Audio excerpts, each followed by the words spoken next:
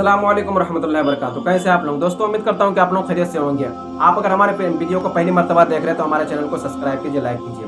दोस्तों आज काफ़ी खूबसूरत वीडियो बनने वाली है, आज काफ़ी खूबसूरत बयान होने वाली है। दोस्तों आप गौर से सुनिए, आप गौर से समाअत फरमाइए तो इंशाल्लाह आपको ज़रूर मजा आएगा। दोस्तों एक बादशाह था, जो बादशाह मरना नहीं चाहता था, वो बादशाह इस दुनिया से जाना नहीं चाहता था। तो उस बादशाह के एक हकीम था, वजीर था।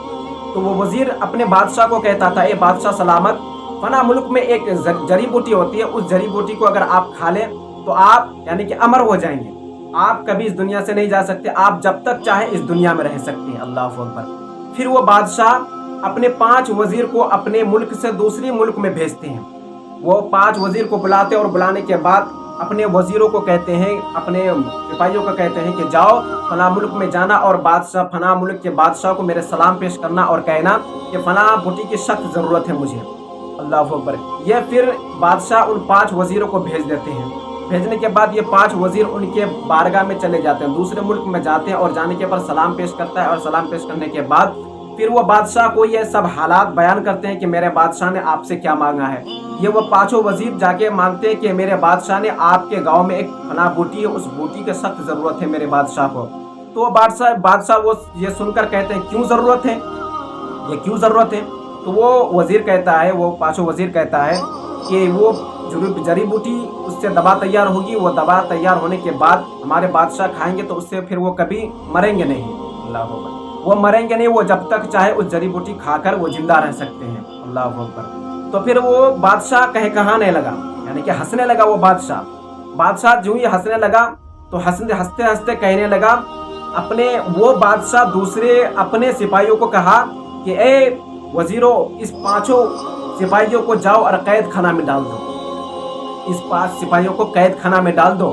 और जब ये सिपाही जा रहे थे तो बादशाह ने कहा कि ए वजीरों, जाओ इस कैद खाना में जाओ, और जाने के बाद अब तुम लोगों की ऊपर बात है कि जब तक ये पहाड़ 2 टुकड़े में नहीं हो जाता वो अब तक तुम लोग आज़ाद नहीं हो सकते। अल्लाह अकबर। फिर इन 5 वजीरों को ले जाया गया और ले जाने के बाद उन पहाड़ों के दरमियान, उन पहाड़ों के अंदर उन लोगों को खेमा के अंदर बंद कर दिया गया। और बंद करने के बाद फिर वो 5 जो उन बादशाह का जो वजीर था, वो बादशाह के वजीर वापस आ गया, वो 5 वजीर अंदर कैद हो गए।